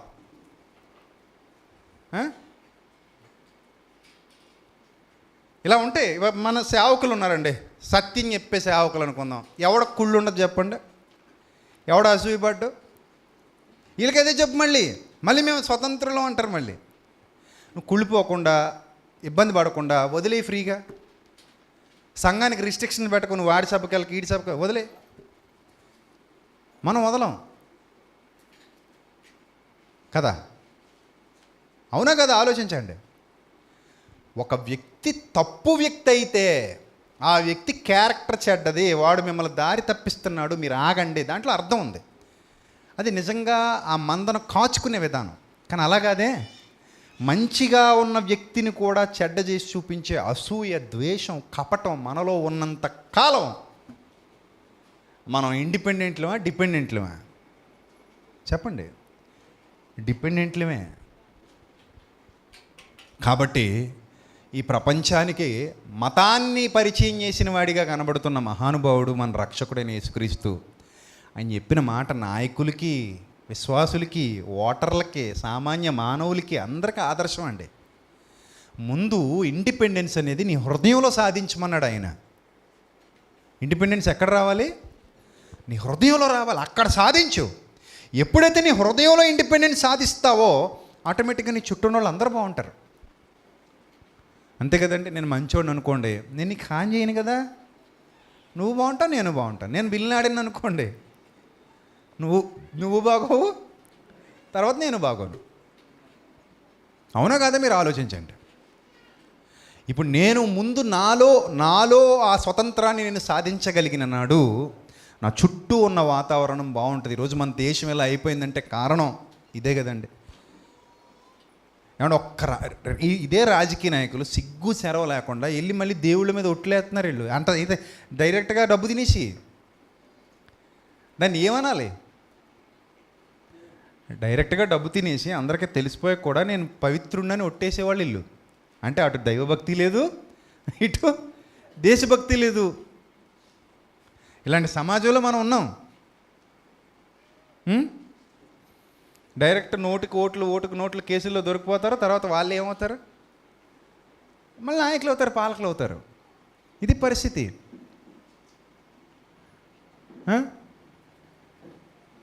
కాబట్టి ప్రియులరా, యేసుక్రీస్తు ప్రభువారు చెబుతున్న మాట మరొకసారి చదువుదాం. ఏమంటున్నాడంటే ఆయన, అందుకు యేసు, పాపం చేసే ప్రతివాడు పాపానికి దాసుడని మీతో నిశ్చయంగా చెప్తున్నాను. దాసుడు ఎల్లప్పుడూ ఇంటిలో నివాసం చెయ్యడు. మీరు చెప్పండి, మీరు ఎవరింట్లోనైనా ఒక పని మనిషి అనుకోండి, డైరెక్ట్గా బెడ్రూమ్లోకి వెళ్ళి బెడ్ మీద అలా ఏసీ ఆన్ చేసుకుని పడుకోగలరా? చెప్పాలి. మీరు ఒకళ్ళ ఇంట్లో పని మనిషి డైరెక్ట్గా బెడ్రూమ్లోకి వెళ్ళిపోయి ఏసీ ఆన్ చేసుకుని మరి బెడ్ మీద అలా పడుకోగలరా అని నేను అడుగుతున్నాను. పడుకోగలరా? లేదంటే ఒకవేళ అలా చేస్తే వెంటనే మన ఉద్యోగం ఏమైపోద్ది? ఊడిపోద్ది, హోస్టింగ్ ఇస్తారు. ఎందుకంటే మనకు ఆ ఛాన్స్ లేదు, మనకు ఆ రైట్ లేదు. ఎందుకంటే that is not your own house, you are a servant, you are not a owner. So కాబట్టి నీకు అక్కడ ఛాన్స్ లేదు. ఇక్కడ యేసుప్రభు వారు ఏం చెప్తున్నారంటే, దాసుడు ఎల్లప్పుడూ ఇంటిలో నివాసం చెయ్యడు, కుమారుడు ఎల్లప్పుడూ నివాసం చేస్తాడు. కాబట్టి కుమారుడు మిమ్మల్ని స్వతంత్రులుగా చేసిన ఎడల మీరు నిజముగా స్వతంత్రులై ఉంటారు అని, మీరు అబ్రహాము సంతానమని నాకు తెలుసు, అయినా మీలో నా వాక్యానికి చోటు లేదు. నా వాక్యము అన్నందుకు ఆయన ఏదో గర్వాంధుల్లా చూశారు వాళ్ళు. అక్కడ ఆయన చెప్తున్న సత్యం గురించి, సత్యమును గూర్చి మీకు సాక్ష్యం ఇచ్చుటకు నేను పుట్టి తిని. సత్యమే మిమ్మల్ని ఎలా చేస్తుంది? స్వతంత్రులుగా చేస్తుంది. ఒకసారి సత్యాన్ని మీ హృదయంలోకి స్వీకరించండి, మీ లైఫ్ మొత్తం మారిపోద్ది. సత్యం మీ హృదయంలో ఉంటే మీ జీవితమే మారిపోద్ది, మీ ఆలోచనలు మారిపోతాయి. జాలి మీలో మొదలవుతుంది, కరుణ మీలో మొదలవుతుంది, దయ మీలో మొదలవుతుంది. ప్రాక్టికల్గా ఆలోచించడం నేర్చుకుంటారు. ఊహాజనితమైన భయభ్రాంతులకు లోనైన ప్రపంచాలలో విహరించరు. ప్రాక్టికల్ లైఫ్కి అలవాటు పడతారు. ప్రతి విషయాన్ని ఆలోచిస్తారు, ఆలోచించి మాట్లాడుతుంటారు. సత్యం మిమ్మల్ని అలా స్వతంత్రులుగా చేసేస్తుంది. అలా స్వతంత్రులైన మీరు, సత్యమందు ప్రతిష్ఠ చేయబడిన మీరు ఎంత హ్యాపీగా జీవిస్తారో తెలుసా? ఎంత ఆనందంగా జీవిస్తారో తెలుసా? దీన్ని లైఫ్ని సెట్ చేసుకోవడం అంటారు. లైఫ్ని మనకు నచ్చినట్టుగా మలుచుకోవడం. ఆ సత్యం నిన్ను ఎలా చేస్తుందంటే స్వతంత్రురాలిగా చేస్తుంది, స్వతంత్రుడిగా చేస్తుంది. సత్యానికి హృదయంలో చోటి. యేసుప్రభు వారు చెప్పిన మాట, సత్యమందు వారిని ప్రతిష్ఠ చెయ్యండి అన్నారు. సత్యమందు వారిని ఏం చేయాలట? ప్రతిష్ఠ అయిపోవాలి. ఇంక అక్కడే ఉండాలి, అక్కడే బతకాలి, అక్కడే జీవించాలి. ఎంత హ్యాపీగా ఉంటుందో తెలుసా నీ జీవితం. అలా మనం అందరం మారిపోతే వ్యవస్థ ఎంత బాగుంటుందండి చెప్పండి. వ్యవస్థ ఎంత బాగుంటుందండి? చాలా బాగుంటుందండి. మీరు గమనించారు లేదో, ఎప్పుడైనా ఎల్కేజీ పిల్లల క్లాస్కి వెళ్ళండి. అక్కడ మీకు స్వార్థాలు కనబడవు, అసూయలు కనబడవు, నరుక్కోటాలు ఉండవు, చంపుకోటాలు ఉండవు, రేపులు ఉండవు, మర్డర్లు, మానభంగాలు, ఇలాంటి వాటికి అక్కడ చోటు లేదు. అదొక ప్రశాంతమైన దేశం. అది ఏ దేశం? ఎంత ప్రశాంతమైన దేశం అది. అలాంటి దేశం కావాలి. అందుకే ప్రభు అంటాడు, పసి పిల్లల వలె ఉండండి. ఆయన బోధలు అద్భుతాలండి. ఎవడండి దౌర్భాగ్యుడైన మత ప్రబోధకుడు అన్నవాడు? ఇలాంటి వారిదే మీరు ఇలాంటి మనస్సు కలిగి ఉండండి అంటున్నాడు ఆయన. ఇలాంటి వారైతేనే, ఇలాంటి మనస్సు కలిగి ఉంటేనే మీరు నిత్యత్వాన్ని స్వతంత్రించుకుంటారు. మీకు హ్యాపీయెస్ట్ లైఫ్ ఉంటుంది అక్కడ. ఏమండి, కుళ్ళుతో అసూయతో జీవించినా చచ్చిపోవాలి, మంచిగా జీవించినా చచ్చిపోవాలి, లాక్కుని తిన్నా చచ్చిపోవాలి, పంచుకొని తిన్నా చచ్చిపోవాలి. ఒక ముక్కలో లాక్కుని తిన్నా చచ్చిపోవాలి. ఇంకా తొందరగా చచ్చిపోతాడు. లాక్కుని తిన్నాడు తొందరగా చచ్చిపోతాడు, ఎందుకంటే క్వాంటిటీ ఎక్కువైపోయింది. పంచుకుని తిన్నాడు కొంతకాలం బతుకుతాడు. సో లాక్కుని తిన్నా చావాలి, పంచుకుని తిన్నా చావాలి. చావు ఎలాగో తప్పదు అనుకున్నప్పుడు లాక్కోవడం బెస్టా, పంచడం బెస్టా చెప్పండి? పంచుకోవడమే బెస్ట్ ఉన్నంతలో. మన పరిధి దాటిపోయి బతుకుతుంటాం కొన్ని సందర్భాల్లో. నీ భార్య ఉంది కానీ పక్క అమ్మాయి నీకు అందంగా కనబడదు, నీ భార్య నీకు అందంగా కనబడదు, ఏమనాలి నిన్ను? నీ భర్త ఉన్నాడు నీకు, కానీ ఎవడో అందంగా కనబడతాడు, నీ భర్త నీకు అందంగా కనబడ్డు, ఏమనాలి నిన్ను? నీ పరిధి దాటావా లేదా? మరి పరిధి దాటేశావు. అప్పుడు నువ్వు స్వతంత్రురాలు ఎలా అవుతున్నావు? స్వతంత్రుడు ఎలా అవుతున్నావు? అందుకే ప్రభు చెప్తున్నారు, ఒక ఎల్కేజీ దేశం ఉంది చూడండి, ఒక యూకేజీ దేశం ఉంది చూడండి, అలాంటి దేశం కావాలి మనకి. సంఘం కూడా అలాగే ఉండాలి.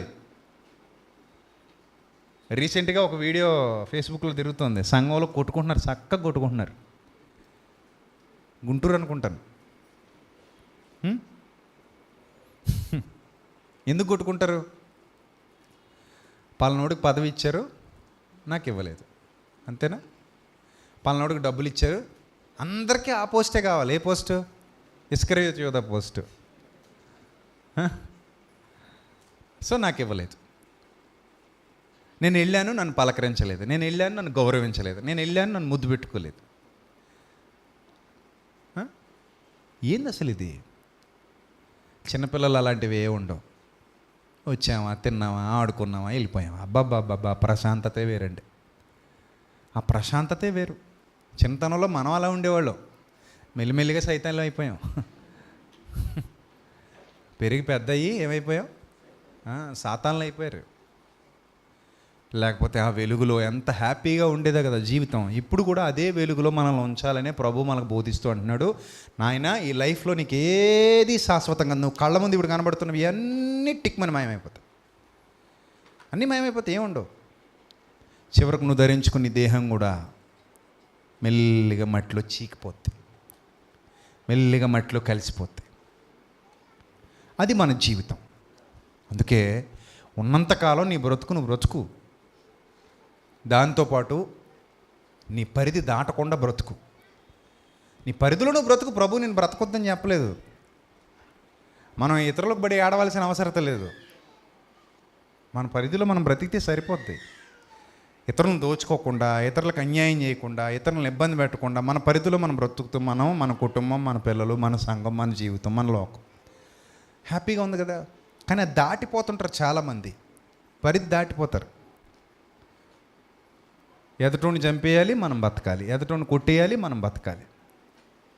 నేను ఇదివరకు కూడా చెప్పాను మీకు, నేను ఆ పాలస్తీనాకి వెళ్ళినప్పుడు మాకు స్కెచ్ ఇచ్చారు చక్కగా, అబ్రహాం గారి సమాధి చూడడానికి వెళ్ళినప్పుడు. అంటే ఆ రూట్లో వస్తే మమ్మల్ని చక్కగా చంపేసి మా దగ్గర ఏ ఉంటాయి బయటకు వెళ్ళిపోతారనమాట. ఏముంది, పేక్ కోయడమే కదా.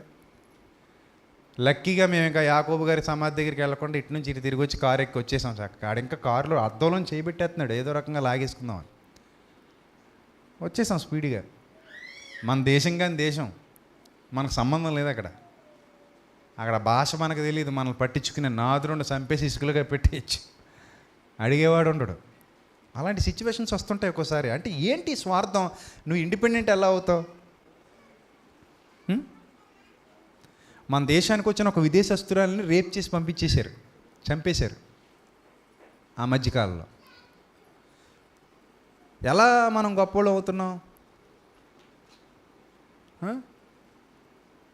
కాబట్టి ఆలోచించండి ప్రియమైన దేవుని ప్రజలారా. మనకి హృదయంలో ఎప్పుడైతే ఇండిపెండెన్స్ వస్తుందో అప్పుడే వ్యవస్థలో ఇండిపెండెన్స్ వస్తుంది. మన హృదయంలో ఇండిపెండెన్స్ రానంత వరకు వ్యవస్థ ఇంకో 100 ఏళ్ళైనా ఇలాగే ఉంటుంది. మనం సిల్వర్ జూబిలీలు చేసుకుంటాం, గోల్డెన్ జూబిలీలు చేసుకుంటాం, ఎన్ని చేసుకున్నా ఇంకింతే, అజ్ఞానంలో బ్రతుకుతూనే ఉంటాం. వేట కొడవళ్ళని, బాంబులని, దాడులని, లంచగొండితనం అని, అన్యాయం అని, అక్రమం అని, మోసం అని, స్వార్థం అని, నయవంచనని, ఇలాంటి వాటితో, ఇలాంటి అవార్డులతో మనల్ని మనం నింపుకున్నంత కాలం మనకి స్వతంత్రం రానట్టే లెక్క. అందుకే ప్రభు చెప్పిన ఆ మాట గట్టిగా స్వీకరించండి. నీకు నీ ఇండిపెండెన్స్ కోసం మొదట వెతుక్కో.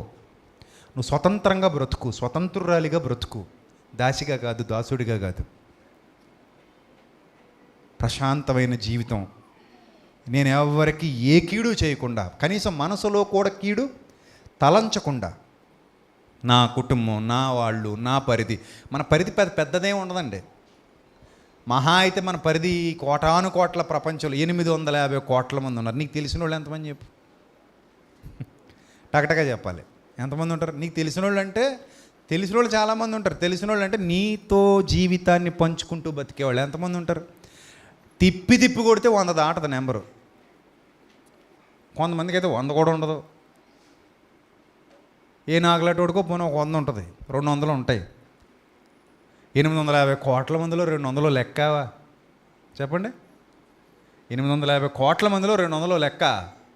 చూడండి, దాన్ని బట్టి ఆలోచిస్తే మన ప్రపంచం ఎంత చిన్నదండి, చిన్ని ప్రపంచం. ఈ చిన్ని ప్రపంచంలోనే ఇమిడి చావలేకపోతున్నా మనం పరలోకం పోతామా? పరలోకం అంటే అక్కడ ఎంతమంది ఉంటారు? అన్ని దేశాలలో ఉంటారు కదా. మరి ఎన్ని కాలాలను బట్టి ఉంటారో అక్కడ. ఒక కాలం కాదు కదా పరలోకం అనేది, ఒక కాలానికి సంబంధించింది కాదు కదా. ఎన్ని కాలాల వారినో ఆహ్వానిస్తున్నది దేవుని యొక్క సన్నిధి. మనం ఇక్కడే ఒక 100 మంది, 20 మంది, 30 మంది, 40 మంది మధ్యలో ప్రశాంతంగా బతకలే చచ్చిపోతున్నామా?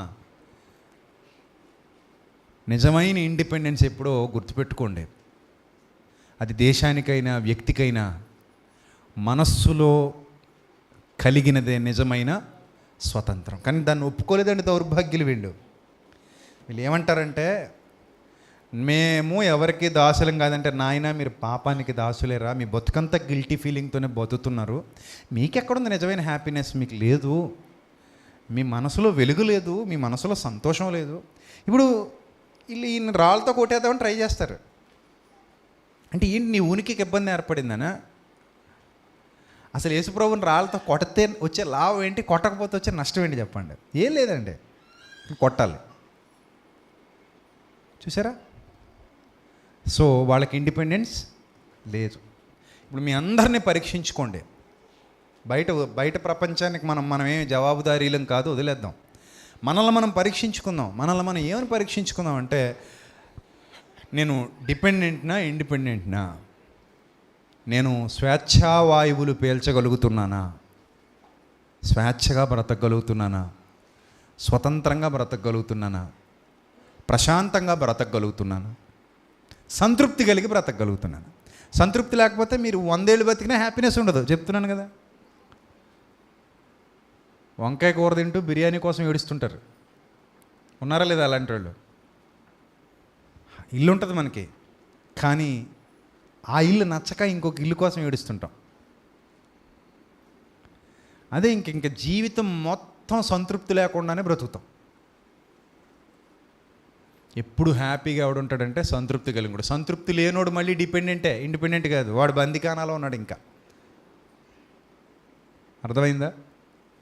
కాబట్టి ఏ పాపం అయితే మనల్ని ఏలుబడి చేస్తుందో, ఎక్కడైతే మనకు అపరాధ భావన కలుగుతుందో, ఎక్కడైతే మనకి గిల్టీ ఫీలింగ్ కలుగుతుందో, ఎవరి కళ్ళల్లోకైతే కళ్ళు పెట్టి సూటిగా నువ్వు మాట్లాడలేకపోతున్నావో, గుండె వేగం పెరిగిపోయి గిల్టీ ఫీలింగ్తో తల దించుకొని ఎక్కడైతే బతుకుతున్నావో అక్కడ నువ్వు స్వతంత్రురాలివి కాదు. ఈవెన్ దేవుని సన్నిధికి వెళ్ళినా సరే కొంతమంది ప్రార్థన చేస్తారు, మనసులో ఏదో భావన. యోహాను గారు రాసిన మొదటి పత్రిక 3వ అధ్యాయము 19వ వచనం చదవండి, చాలా బాగుంటుంది. యోహాను గారు రాసిన మొదటి పత్రిక 3వ అధ్యాయం 19వ వచనం చదవండి, ఎంత బాగుందో. అద్భుతమైన వచనం అది. ఇందువలన మనము సత్య సంబంధులమని ఎరుగుదుము, దేవుడు మన హృదయము కంటే అధికుడై. ఆ మాటే అద్భుతం కదా. దేనికంటే అధికుడై? ప్రపంచంలో ఎవరైనా ఉన్నారా అలాంటి వాళ్ళు? మీ తల్లి ఉందా? మీ తండ్రి ఉన్నాడా? పోనీ మీ భర్త ఉన్నాడా? మీ భార్య ఉందా? నీ హృదయం కంటే అధికమైందా నీ భర్త, నీ భార్య? నో. నువ్వు చెప్తే తప్ప వాళ్ళకి ఏం తెలీదు కదా. హృదయము కంటే అధికుడై సమస్తమును ఎరిగి ఉన్నాడు గనుక మన హృదయము ఏ విషయములలో ఆయన ఎదుట దోషారోపణ చేయునో ఆయా విషయములలో ఆయన ఎదుట మన హృదయములను సమ్మతిపరుచుకొందాం అన్నాడు. ఇది యోహాన్ గారి స్టేట్మెంట్ పరిశుద్ధాత్మ ప్రేరణతో. మనం అలా చేద్దాం అంటున్నాడు ఆయన. యోహాన్ గారి బోధ. మనం అలా చేద్దాం. దేవుని ఎదుట మన హృదయాన్ని మనం ఏం చేద్దాం? సమ్మతిపరుచుకుందాం. తర్వాత ప్రియులారా, మన హృదయం మన యందు దోషారోపణ చేయని ఎడలా దేవుని యందు మనం ధైర్యం గలవారు. That is called independence. Got it? Yes, that is called independence. నిజమైన స్వేచ్ఛ, నిజమైన స్వతంత్రం, ప్రశాంతమైన జీవితం. నాకు ఎలాంటి సంకెళ్ళు లేవు. I'm free. నాకు ఎలాంటి సంకెళ్ళు లేవు. నేను చాలా హ్యాపీగా ఉన్నాను. అర్థమైందా? ఆ భావజాలం ఎప్పుడైతే మనలోకి వచ్చేస్తుందో మన కళ్ళు వెలిగిపోతూ ఉంటాయి, మన ముఖం వర్చస్సుతో నిండుకుంటుంది. దేదీప్యమానంగా, ప్రశాంతంగా, ప్రకాశవంతంగా, హాయిగా, ఆనందంగా, స్వేచ్ఛగా, ఒక పక్షి మాదిరిగా ఈ ప్రపంచంలో జీవించగలిగితే అతన్ని మించిన లేదా ఆమెను మించిన ధనవంతులు ఈ ప్రపంచంలో ఎవ్వరూ ఉండరు. దేవుడు మనల్ని సంతోషంగా బ్రతకమని పుట్టించాడు, బాధపడుతూ బ్రతకమని పుట్టించలా. ఎప్పుడు మనకు సంతోషం ఉంటుందో కూడా చెప్పేశాడు. భారం మోస్తున్నంతకాలం మీకు ఏముండదు. ఫ్రీ ఎప్పుడవుతారు చెప్పండి? రిలాక్స్ ఎప్పుడవుతారు? నెత్తి మీద బరువు దించేస్తేనే మీరు ఏమవుతారు? ఫ్రీ అవుతారు, రిలాక్స్. ఎప్పుడైతే నెత్తి మీద బరువు ఉందో, తల మీద బరువు ఉందో, మీరు ఎప్పటికీ ఏమవ్వలేరు? రిలాక్స్ అవ్వలేరు. ధాన్యం మూట దించితేనే కదా నువ్వు అమ్మయ్య అని ఇంటికి వచ్చి చెమ్ముడు నీళ్ళు తాగి తల దుడుచుకునేది. ఆ మూట దించినంత వరకు నువ్వు ఏం చేయాలి? ఊగుతూ తూగుతూ పడిపోకుండా మెల్లిగా అడుగులేసుకుంటూ నడుస్తూ ఉండాల్సిందే. ఆ బాధ భరిస్తూ ఉండాల్సిందే. ఎండ బాధ భరిస్తూ, నొప్పి భరిస్తూ గమ్యస్థానానికి చేరుకునేంత వరకు అలా tension. There is no relax. So నువ్వు రిలాక్స్ అవ్వాలి అంటే ప్రయాసపడి మోస్తున్న భారాన్ని ఏం చేస్తాడు? సత్యంతో తుడిచేయమంటాడు. సత్యంతో తుడిచేయి, ప్రశాంతంగా ఉండు, కొత్త కథ రాసుకో, కొత్త జీవితాన్ని సృష్టించుకో, కొత్త సంతోషాల కోసం అన్వేషించు, కొత్త ఆనందాన్ని అన్వేషించు. భ్రమలో బ్రతక్కో, భ్రాంతిలో బ్రతక్కో. నీ జీవితాన్ని అందంగా చిత్రించుకోవడానికి నీ చేతిలోనే దేవుడు పెయింట్, బ్రష్ అన్నీ పెట్టేశాడు. హ్యాపీగా డిజైన్ చేసుకో, నీట్గా డిజైన్ చేసుకో, హాయిగా ఆనందంగా జీవించు. నువ్వు ఏది ఇస్తావో అదే వస్తుంది వెనక్కి. నువ్వు ఆనందాన్ని ఇవ్వు, అదే ఆనందం వస్తుంది. నువ్వు ప్రేమనివ్వు, అదే ప్రేమ వస్తుంది. నువ్వు జాలి ఇవ్వు, అదే జాలి వస్తుంది. నువ్వు కరుణివ్వు, అదే కరుణ వస్తుంది. నువ్వు అసూయ ఇవ్వు, అదే అసూయ రిఫ్లెక్ట్ అవుతుంది. నువ్వు ద్వేషం ఇవ్వు, అదే ద్వేషం రిఫ్లెక్ట్ అవుతుంది. నువ్వు కోపం ఇవ్వు, అదే కోపం రిఫ్లెక్ట్ అవుతుంది. అవునా కదా? మీరు ప్రాక్టికల్గా ఆలోచించండి. ఇంటికి వెళ్ళి వెళ్ళగానే కంచం ఇచ్చి కొట్టేయండి. వాతావరణం ఎలా అయిందో ఒకసారి అబ్జర్వ్ చేయండి. ఏమని చెప్పండి? వాతావరణం వెళ్ళగానే కంచం ఇసిరి కొట్టేయండి. అందరూ ఎలా అయిపోయారు అంటే వస్తారా? రారు. ఏమనుకుంటారు? సైలెంట్. భయం, నిశ్శబ్దం లేదా గొడవ. ఇది సృష్టించింది ఎవరు? మనమే. అదే చిరునవ్వుతో వెళ్ళండి, ఇంటికి వెళ్ళండి, నవ్వుతూ వెళ్ళండి, అవతల కూడా ఎలా రిసీవ్ చేసుకుంటారు? నవ్వుతూ రిసీవ్ చేసుకుంటారు. So that is called reflection. అలాగే నీ హృదయంలో చీకటే పెట్టుకు బతుకుతున్నావు అనుకో, నీ చుట్టూ ఏముంది? ఇంకా చీకటే ఉంది. అదే నీ హృదయంలో వెలుగు పెట్టుకు బ్రతుకుతున్నావు అనుకో, నీ చుట్టూ ఏముంది? వెలుగు. అంటే ఇప్పుడు ఇండిపెండెన్స్ ఎక్కడ కావాలి చెప్పేయండి? ఎక్కడ కావాలి ఇండిపెండెన్స్? ఎస్, లోపల కావాలి. ఆ లోపల వచ్చేసింది అనుకోండి, మనకి ఏ ఇబ్బంది లేదండి. ఒక్క దరిద్రుడే ప్రపంచంలో అనేక దారుణాలకు మూలం అవుతాడు. అవునా కదా? ట్విన్ టవర్ స్కూల్ చేశాడు, అక్కడ నుంచి కొన్ని దేశాలు నాశనం అయిపోయాయి. ఆ ఒక్క పని ఆపేసి ఉండుంటే చెప్పండి, అందరూ బాగుండేవారు. ఆ దిశ అనే అమ్మాయిని అనవసరంగా చంపేశారు. దానివల్ల వీళ్ళు ఎన్కౌంటర్ అయిపోయారు, వీళ్ళ కుటుంబాలు, వీళ్ళ భార్యలు అనాథలు అయిపోయారు, వీళ్ళ పిల్లలు అనాథలు అయిపోయారు, వీళ్ళ కుటుంబాలు ఈరోజు అడుక్కు తింటున్నా ఏం చేయలేని పరిస్థితి. ఇప్పుడు ఈ కుటుంబాల వాళ్ళందరూ ఇప్పటికీ సఫర్ అవ్వడానికి, ఇంకా చాలా కాలం సఫర్ అవుతారు కదా మరి వాళ్ళు. వాళ్ళ సఫర్ అవ్వడానికి, పిల్లలు తండ్రి లేని వాళ్ళు అయిపోవడానికి, ఇలాంటి దారుణాలు జరగడానికి కారణం అక్కడ లారీ డ్రైవర్కి పుట్టినటువంటి ఒక కామవాంఛ. అది అక్కడ ఆపుకుంటే సరిపోయేది. ఒక చిన్న ఒక దరిద్రాన్ని అక్కడ పుట్టించడం వల్ల, చిన్న అగ్గిపుల్ల వేయడం వల్ల అడివంతా ఏమైపోయింది? తగలడిపోయింది. అలాగే మన మనసులో చిన్న చీకటి, అక్కడ స్వతంత్రం వచ్చేస్తే ఆహా ప్రపంచం ఎంత బాగుంటుందో యేసుప్రభు వారు చెప్పారు. కానీ విచిత్రం ఏంటంటే సంఘంలో కూడా ఇంకా చాలామందికి ఏం లేదు, స్వతంత్రం లేదు. కాబట్టి హృదయాన్ని స్వతంత్రంగా ఉంచుకోండి. నా హృదయం మీద సంకెళ్ళు ఉండకూడదు. అందుకే మంచి పాట రాశాను, పెద్ద పాపులర్ అవ్వలేదు అది, ఎందుకో తెలీదు. స్వేచ్ఛ లేదురా మనిషి, స్వేచ్ఛ లేదురా నేను పాడినందుకేమో. అదే ఏ పెద్ద సింగర్ పాడితే మిగిలిన సాంగ్స్లో అది కూడా వెళ్ళేది. కానీ నేను చాలా ఎందుకులే బడ్జెట్లో తక్కువగా ఉందని చెప్పి ఒక 10,000 అవగొట్టేయాలని ఒక చిన్న మ్యూజిక్ డైరెక్టర్ని పెట్టుకుని నేనే పాడేసి ఒక రోజులో పాట బయటికి తెచ్చేసా. అది అలా ఉంది, కానీ చాలా మంచి పాట, అండర్ రేటెడ్ సాంగ్ అనమాట. ఏం సాంగ్? దేవుడి దృష్టిలో రేటెడే, కానీ మీ దృష్టిలో అండర్ రేటెడ్. మరి ఆకాశమందు నేనే పాడాను, మరి ఎందుకు వెళ్ళిందో నాకు తెలియదు. అంటే అప్పుడప్పుడు గొంతు బాగుంటుంది, అప్పుడప్పుడు బాగోదేమో. సో ఏదేమైనా స్వేచ్ఛ లేదురా మనిషి, స్వేచ్ఛ లేదురా పాట రాశాను నేను. బందీవిరా నిత్యం బందీవిరా అని. నిజమే, నిత్యం బందికానాలో బతుకుతూ ఆహాహా అంటే ఒంటి నిండా బురద రాసుకు బట్టలు బాగున్నాయా బావా అన్నట్టు ఉంటుంది. కాబట్టి ముందు మనకి స్వతంత్రం హృదయంలో వచ్చేస్తే ఆటోమేటిక్గా తర్వాత మనం స్వతంత్రంలో అయిపోయినప్పుడు చుట్టూ ఎన్ని సంఖ్యలు ఉన్నా మనకు అనవసరమే కదండి, అంతే కదండి. సో అందుకే ప్రభువు చెప్తున్నారు, నాయనా మీరు హృదయం మీ మీద దోషారోపణ చేయకుండా చూసుకోండి, హ్యాపీగా మీరు బతకండి, సంతోషంగా బతకండి, పిల్ల పాపలతో సుఖ సంతోషాలతో ఆయుర ఆరోగ్యాలతో వర్ధిల్లండి. ఎవరు వద్దన్నారు? ఎవరిని వద్దన్నారా? వర్ధిల్లండి, హ్యాపీగా వర్ధిల్లండి. మీ ఫ్యామిలీ, మీ పిల్లలు, మీ బ్రతుకు, మీ కుటుంబం సంతోషంగా ఉండండి, ఆనందంగా ఉండండి. మిమ్మల్ని అడిగేవాడు కాదనేవాడు ఎవ్వడు లేడు.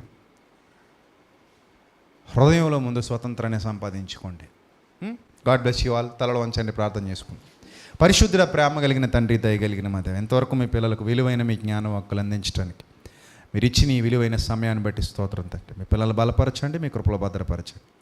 సత్యవాక్యముతో ప్రభావ మా అందరి హృదయాలు నింపుతున్నారు. ఇంతకంటే గొప్ప సంపద ప్రపంచంలో మరొకటి లేదు తండ్రి. మా హృదయాలను తెప్పరిల్ల చేసినందుకు స్తోత్రం.